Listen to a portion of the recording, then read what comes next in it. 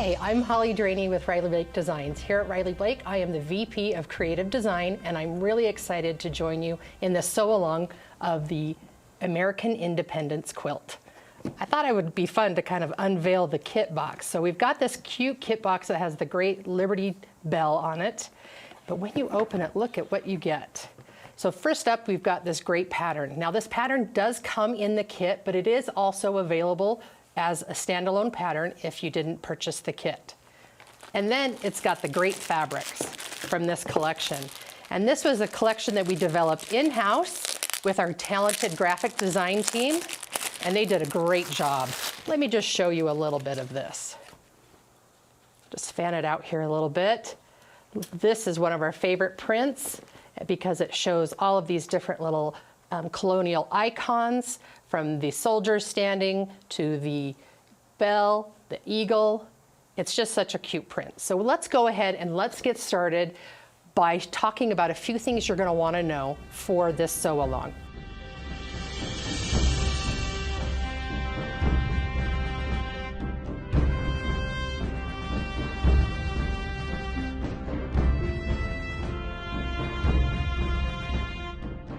When you're prepping your fabric, what I would recommend, especially for this kit, is to starch ahead and then press your fabric before you begin cutting.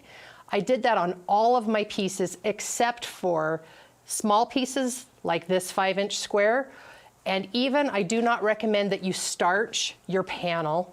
And that's because I ran into a little bit of an issue. Sometimes when you starch a panel, it does tend to shrink a little bit. And so before you begin, you want to make sure that your panel is going to fit the cut that we're going to have you trim it down to. So I would caution against doing any starch on your panel and just press it really well. The next thing you're going to want to know is fussy cutting. So when we're using this great colonial icon print in the blocks, we've given you plenty of fabric to allow you to choose where on this print you want your focus to be.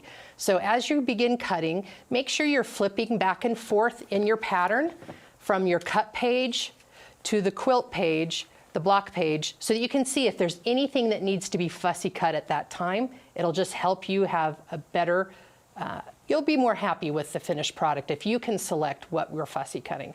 So that's another thing to keep in mind when you begin. The other is here on page 5, there is a QR code. The QR code is going to take you to this great PDF of all these labels. So what's great about these labels is each block name has its own set of letters. So New Hampshire has A through H, Massachusetts has A through I. Cut these apart, and as you're cutting, the instructions are going to tell you what piece that is and what block it goes to. Go ahead and either pin or clip these to those cuts. It'll help you stay super organized. You'll really enjoy it. This process much better. In addition, in the beginning of this pattern, it does tell us some simple techniques that we'll be using throughout the whole quilt. So we're going to take some time now and we're going to go over those simple techniques such as the flying geese, half square triangles, and even the quarter square triangles. So I'm going to clean this up and we're going to come back and we're going to take a look at those simple blocks so that you can refer back to this video if you need any refreshers as we sew along. We'll be right back. All right, let's get started. The first technique that we're taught in this book is flying geese. So at a flying geese here, you're starting with a rectangle and 2 squares. You're going to want to draw with a pencil a diagonal line from corner to corner on both of those squares. And you're going to start by going over here and you're going to sew this one down. I did that here. And I'm going to show you how once you've sewn on that line, you're going to trim off this excess here, open it up, and press it. But with here, once we get to that point, you're actually going to now take the second one and do the very same thing over here. But I want to show you a technique. So we're going to go over here and sew this now. You are going to sew right on the line.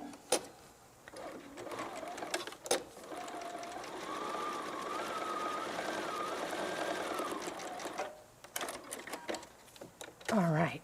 And I want to take this, I am going to set my seam with a little heat in the beginning.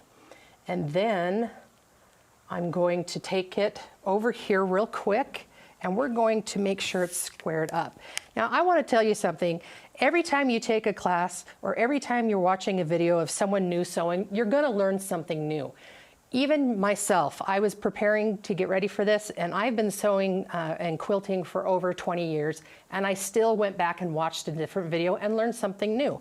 And what I learned was from our sales rep, Teresa, when she did some filming. She said, turn your flying geese on wrong side, and you can use that rectangle to help you square up your block, which is really nice because sometimes you don't have just the right measuring tool for the size of flying geese that you're doing. So if you can follow along and just do a little bit of trimming, if there's a lot that you need to trim away, you need to go back and redo your seam. However, if it's just a little bit of a trim, you know that, okay, great, I've got this, and I can take it and I can go back and I can press that seam up towards the top of the rectangle. And then I always like to use a clapper. I'm a person that really likes my blocks to lay flat. And so I like to leave my clapper on my fabric until it's no longer hot, because I want to get the flattest block I can when I'm sewing. So then I come back and we're going to open this up and I'm going to trim it.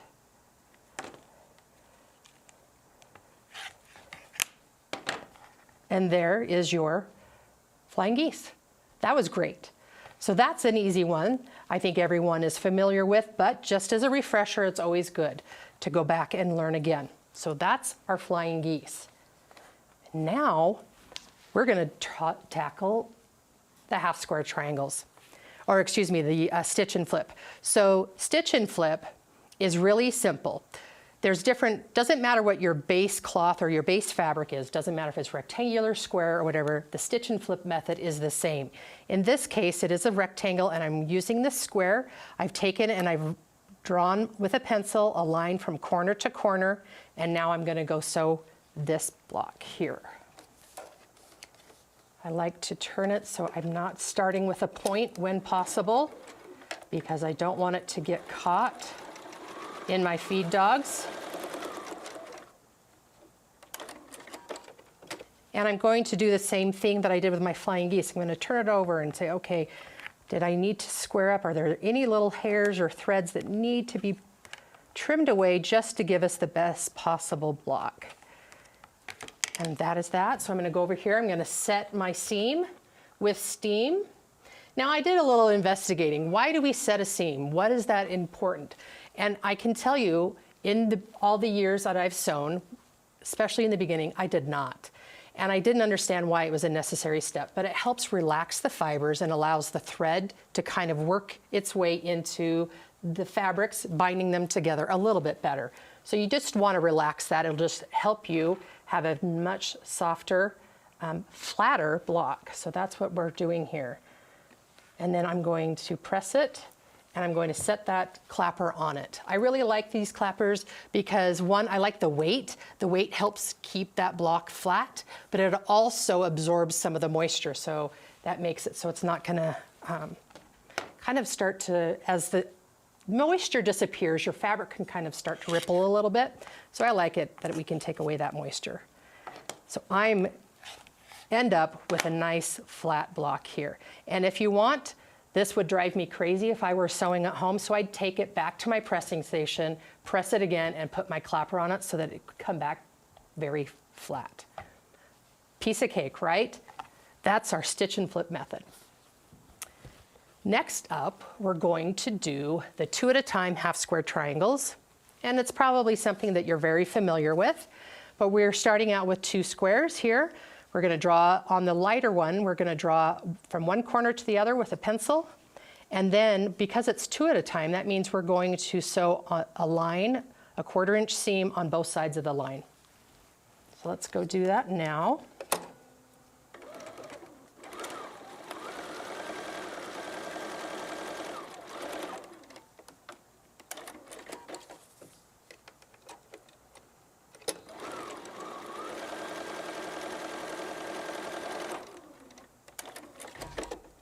Because my ironing station's right here, I'm just going to give it a press real quick right now to set that seam before I do any cutting. It'll just help everything be relaxed and nice and won't put tension here. And then, of course, once you have your two triangles cut in half, you're going to take them over and you're going to press to the dark side. Now, there's times where I don't necessarily press to the dark side, but anytime I'm doing something with a light background and a dark background, excuse me, I do try and always press to the dark side so that I don't see the seam allowance coming through the lighter fabric. Now you're here, you're going to want to square these up. And so it's great when you can have these great little tools that are just the right size that you need so that you can square it up. You can put this line right on your seam going diagonally, and you can see I just have these little tails that I need to cut off, but I don't need to do any other trimming. I'll give myself a pat on the back for that, because that's not always the case. And on this one, you can see actually on this one, there is just a little bit of gap. I don't know if it's hard to see, but there's a little bit of gap. So I'm just gonna have to make sure that when I'm sewing, I'm gonna be a little bit more particular and pay attention to my seam allowance so that I don't have any gaps. But if you do, what I like to do is take a pin and put it in that side that has a little bit shy, so that when I go and I'm sewing it into a block, I know that I need to be aware that that side is not going to match up to a straight edge, just to flag it, just to give me a little security so I won't use it and end up messing the final measurement of any other block that I'm sewing this half square triangle into. So there you go, there's your half square triangle. All right, next up is the square in a square. This one's a little fun. We've got this great print that I did fussy cut. You can see that I wanted to show the ship. I'll just assume it's the Mayflower, even though that was well before 1776. So I've got the ship, I've got my 4 squares, and I'm going to need to draw a diagonal line on all 4 squares from one corner to the corner. Then I'm going to place squares in opposing corners, and I'm going to sew those down. So let's go and do that real quick. You're going to want to sew just like one slight little thread of your fabric to the outside edge of that triangle or of that diagonal line. You can sew right on the line if you prefer. It just gives you less wiggle room when you're squaring up, if you have to do any squaring.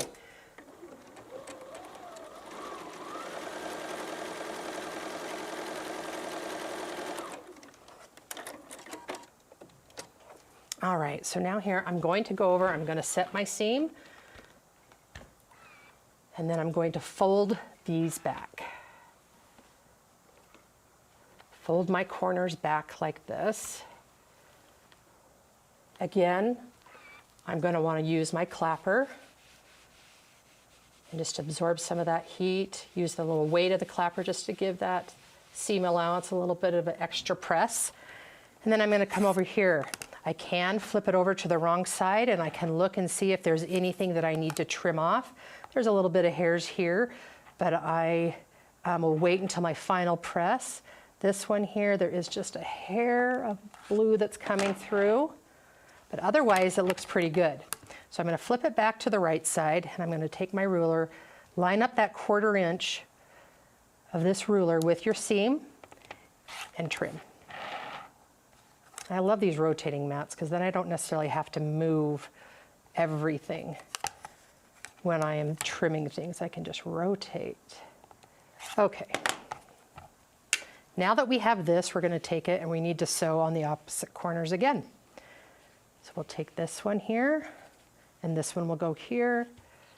Hurry and sew those.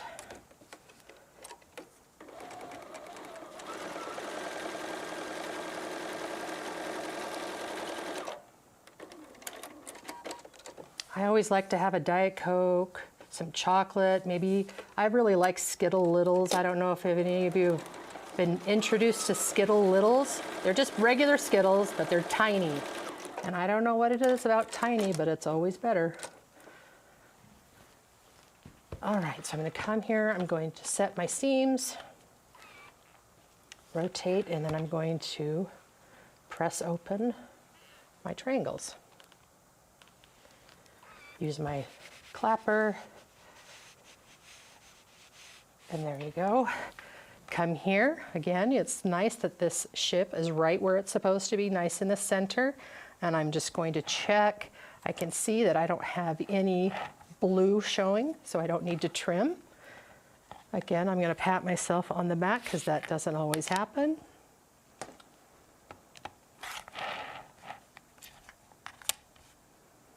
And we're going to rotate, cut the other side. And look, we've got a square and a square with the ship fussy cut. And that's that technique. These are all things that we're going to be using throughout the quilt. Some blocks have each of the techniques and some blocks only have one or two. All right, next up, the 8 at a time half square triangle. So you're going to start and you're going to have 2 fabrics. On the light fabric, you're going to want to take and you're going to draw a line diagonally both directions. And I like to make that line a little bit darker because I'm going to show you what I like to do. It's not necessary, but it is something I like to do. Every time I make this, I always think when I get to the trimming that I've made a mistake. But if I have just a little bit of a light line that cuts through both vertically and horizontally, it lets me know that, okay, yes, reminds me, yes, I do need to make a cut there too. So once I've done that, I bring that over and you're going to take this and you're going to sew on the diagonal lines. And you're going to sew a 1/4 inch seam on both sides of those diagonal lines. This is what it looks like, okay? I did that ahead. So this is what it looks like.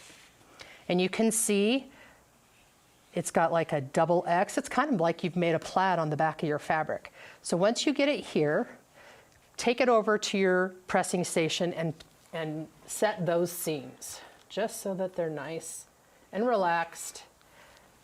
And you're going to get a nice finish. Then I'm going to take my ruler and I'm going to cut diagonally from corner to corner this direction. I'm going to rotate my mat again.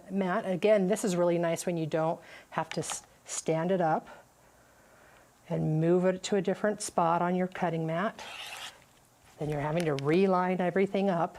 But then once it's here, you can see, okay, well, this doesn't open. What did I do? I didn't do anything wrong, I promise.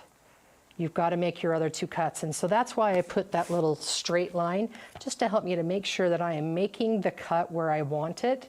It should intersect right here at that seam where the X marks the spot. So you're going to want to make sure that you turn it this way.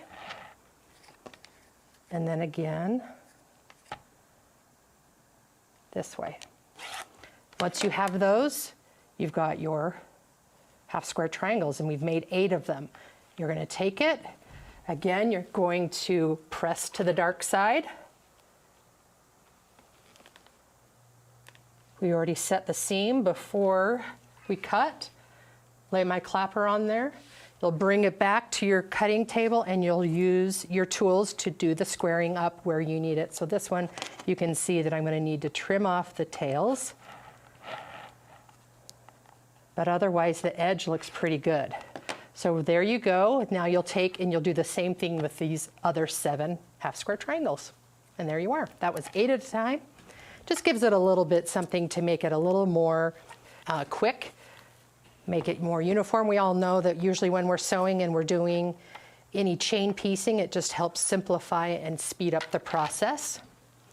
Our next technique that you'll use is 1/4 square triangles. With our 1/4 square triangles, we actually start out with 2 half square triangles like this. But we're going to take them and we're going to place them right sides together. You're going to want to flip back and make sure that your flag print is opposite each other, not on top. And that these 2 seam allowances here that we've pressed open, and I did press them open because I like my blocks to lay flat. Sometimes you can do it where, some people will do it where it's pressed to the dark side, and then you can nest your seams. But because I have a seam meeting up with a seam, I personally like to press my seams open. Then I'm going to spin this one direction, and I'm going to take and draw a line from one corner to the other corner that's opposite their seam allowance, okay? And now I'm going to take this over to the sewing machine, and we're going to sew a 1/4 inch on either side of that line.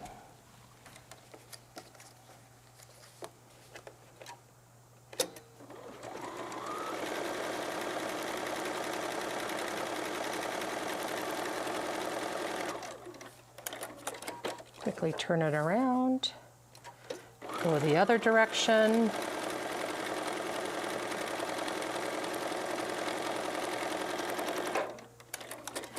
All right, I'm going to take this and I'm just going to heat press that seam so it's nice and flat again. And then I'm going to take and I'm going to cut on that drawn line from corner to corner. And I end up with 2 1/4 square triangles, just like these. And these have just been trimmed up where I got rid of all the little dog ears that we sometimes see on our blocks like this. So this is a 1/4 square triangle. These are the techniques that you're going to be using throughout this quilt, and you'll be able to refer back to this video when you are going through if you need a little refresher as we go. I'm really excited to get started with you. Next up, we're going to show you the 2 blocks that we're going to be making.